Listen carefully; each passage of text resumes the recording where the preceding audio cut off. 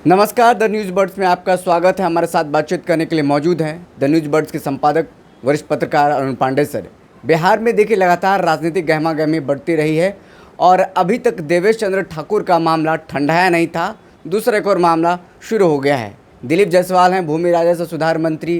उन्होंने कहा है कि जिले में एसआईटी गठित करके जो अवैध हथियार रखने वाले हैं उनको गोली मार दी जाएगी। ये मामला देखिए तूल पकड़ता जा रहा है। हम समझने की कोशिश करेंगे एक मंत्री के तौर पर इस तरीके का बयान देना कहाँ तक उचित है।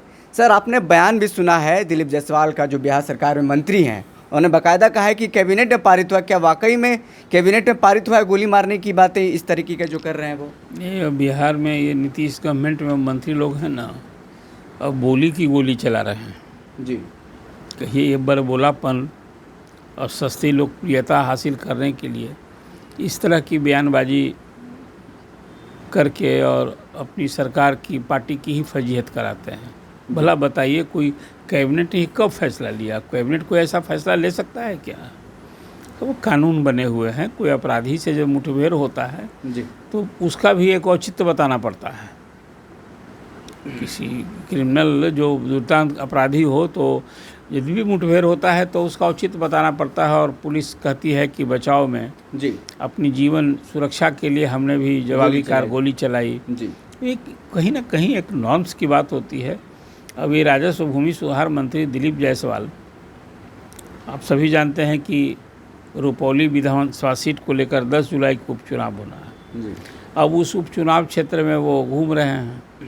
वहाँ एक चुनावी सभा में भाषण दे रहे थे और वहाँ कुछ रुपौली विधानसभा क्षेत्र में जो उपचुनाव होना है उसमें कुछ बाहुबलियों की धूम सी हो गई है। जी। अभी बीमा भारती जो पूर्व मंत्री हैं उनके हस्बैंड हैं अवधेश मंडल, एक बाहुबली छवि है। जी। वहाँ निर्दलीय एक अभी पूर्व विधायक हैं शंकर सिंह, वो भी उम्मीदवार बन गए हैं। जी।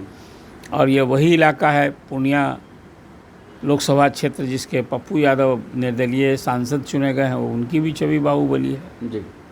अब उस क्षेत्र में उपचुनाव हो रहा है तो बाहुबलियों की धूम है। जदयू ने कलाधर मंडल को उम्मीदवार बनाया है। जी। अब कलाधर मंडल के पक्ष में चुनावी सभा संबोधित करते हुए उन्होंने बोली की गोली चलाई। लोगों को, जनता को भरोसा दिलाया कि हाँ, अपराधी जो हथियार लेकर चलेगा। यही तो करते हैं जो बाहुबली लोग हैं। कुछ लाइसेंसी, कुछ गैर लाइसेंसी हथियार लेकर घूमते हैं जनता के बीच में अपना जलवा दिखाने के लिए, रुतबा दिखाने के लिए, लोगों को भयभीत करने के लिए। इसी अंदाज में वहाँ दिलीप जायसवाल ने यह भाषण दिया कि उनकी कैबिनेट ने फैसला लिया है कि जो गोली हथियार लेकर चलेगा उसको गोली मार दिया जाएगा, हर ज़िले में एसआईटी बनेगी। लेकिन ये कब फैसला हुआ? कोई कैबिनेट इस तरह का फैसला लिया है? मैं देखा इसी तरह इसी आशय का मिलता जुलता बयान उप मुख्यमंत्री विजय सिन्हा ने भी दिया। जी। क्या हो रहा है? आपने ठीक ही कहा कि अभी चंद दिन पहले जदयू के सांसद देवेश चंद्र ठाकुर जो विधान परिषद के सभापति थे, जी, उन्होंने एक बयान दे दिया। अब वो बयान जो दिया वो एक जनप्रतिनिधि के नाते तो कहीं से उचित नहीं है। भले ही वो अपना दर्द, उन्होंने आज जो राजनीति में जाति का जिस ढंग से वर्चस्व हो गया है जी, इसका दर्द बयां कर रहे थे। बिल्कुल। वो 2002 से विधान परिषद के सदस्य हैं तिरहुत स्नातक क्षेत्र से, और उनको ये बड़ा ही कहिए गुमान था कि वो तो कोई जाति धर्म विशेष करके इस तरह की राजनीति नहीं करते हैं, सभी लोगों को गले लगाते हैं। जी। तो इस बार यदि वो चुनाव लड़ेंगे सीतामढ़ी से तो वो बहुत ही शानदार जीत होगी उनकी। और चुनाव लड़े तो वहाँ उनका मुकाबला था राजद के अर्जुन राय, पूर्व सांसद, पूर्व मंत्री से।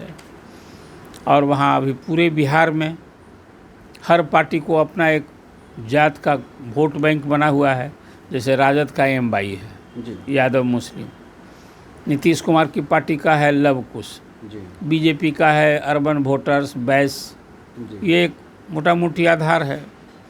अब वहाँ देवेश चंद्र ठाकुर की शिकायत रही कि उनको नहीं मिला, यादवों ने समर्थन नहीं किया, मुसलमानों ने समर्थन नहीं किया, कुशवाहा का वोट नहीं मिला। तो ऐसे लोगों का व्यक्तिगत काम वो नहीं करेंगे। मछली खुलेआम वो ये बात की है। जी, अब इसका विरोध हो रहा है। स्वाभाविक रूप से एक जनप्रतिनिधि इस तरह की बात, ऐसी सोच कैसे रख सकते हैं? भले वो अपना दर्द बयां कर रहे थे, बिल्कुल।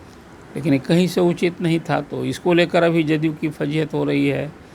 अब वो एक मुद्दा मिल गया विपक्ष को, ये भी एक ऐसा ही मुद्दा है कि मंत्री कहें कि भाई कोई अब कैसे कोई किसी को हथियार लिए हुए है तो पुलिस पकड़ेगी, कार्रवाई करेगी, जांच करेगी, जेल भेजे, उसको गोली कैसे आप मार दीजिएगा ऐसे ही। Shoot and site. हाँ, ये उस तरह की बात हो रही है जी। इसलिए सरकार के लिए फजीहत कराने वाला ये सब बयान है। सरकार को एक्ट करना चाहिए। आज सचमुच बिहार में लॉ एंड ऑर्डर की स्थिति थोड़ी ढीली हुई है। आए दिन रोज़ हत्या, लूट, छिनतई, इस तरह की घटनाएं हो रही हैं और इसको लेकर विपक्ष ने भी मुद्दा बनाया है। स्वाभाविक है। राज्य के पुलिस महानिदेशक हैं RS भट्टी साहब, उनसे तो बड़ी उम्मीद थी कि जो आए हैं पुलिस कप्तान बने हैं राज्य के, तो उनकी देख रेख में कुछ सुधार होगा। लेकिन वैसा कुछ देखने को नहीं मिला। उन्होंने तो प्रारंभिक संबोधन में कहा था जब बने थे कि भाई अपराधी पुलिस से भय खाएं, ये माहौल बनना चाहिए जी। तो हालत ये है कि आए दिन कहीं पुलिस पार्टी पर अपराधियों का दिन दहाड़े भी हमला होता रहता है। तो क्या हो रहा है बिहार में? बालू माफिया हावी हाँ, है, बालू माफिया, शराब माफिया, ज़मीन माफिया हावी है। इसके लिए सरकार ने कानून बनाया है जी। कि ऐसे लोगों के खिलाफ विशेष कानून बनाया है अभी विधान मंडल के पिछले सत्र में जी। और कहीं कोई कार्रवाई कहाँ आज तक हो रही है। उसको लेकर भी खास करके उप मुख्यमंत्री सम्राट चौधरी बयान देते रहे हैं हमेशा कि कार्रवाई होगी, खैर नहीं हो कहीं, तब भी तो कुछ देखने को मिल नहीं रहा है कि बस बयानों में रह गया है कार्रवाई। सब बयान में कार्रवाई हो गई है। तो जनता को एक भरोसा चाहिए, सरकार को एक्ट करना चाहिए। नसीब बयान की गोली चलने से अपराध नहीं रुकेगा जी। अपराधियों में ये सचमुच कठोरता से अपराधी की कोई जात नहीं होती है। अब ये संगठित अपराध हो रहे हैं आए दिन। देख लिए अभी मुजफ्फरपुर कांड आपके सामने है। बिल्कुल। क्या मैंने शर्मसार करने वाली बात आई है जी। तो इसलिए अभी दिलीप जायसवाल का ये बयान को मैं मानता हूँ बहुत दुखदायी है। इस अर्थ में उनकी मंशा अच्छी हो सकती है कि भाई जो कानून तोड़ने वाले लोग हैं उनके खिलाफ सख्ती बरती जाएगी जी। लेकिन जो नरेशन, वो नैरेटिव गढ़ रहे हैं, वो कोई सभ्य समाज में इस तरह से थोड़े झूठी बोल रहे हैं ना कि कैबिनेट में ये पास किया गया है। हाँ, कोई कैबिनेट में कहे कोई इस तरह का प्रस्ताव पारित होगा। वो ऐसे लोग, मंत्रियों को अपना संयत बयान देना चाहिए और जो काम उन्हें मिला है उसको देखें, बखूबी अपने कर्तव्य का निर्वहन करें। इस तरह से सिर्फ बरबोलापन से और सस्ती लोकप्रियता के लिए इस तरह के बयान देने का कोई मतलब नहीं है। इससे और सरकार की फजीहत ही होती है, लोग हंसी का पात्र बनते हैं ऐसे लोग। चलिए, तो ऐसे बड़बोलापन मंत्री को बचना चाहिए ऐसे बयान देने से। इस खबर में इतना ही। अगर आपने अभी तक द न्यूज़ बर्ड्स को सब्सक्राइब नहीं किया है तो सब्सक्राइब कर लें। बहुत बहुत शुक्रिया।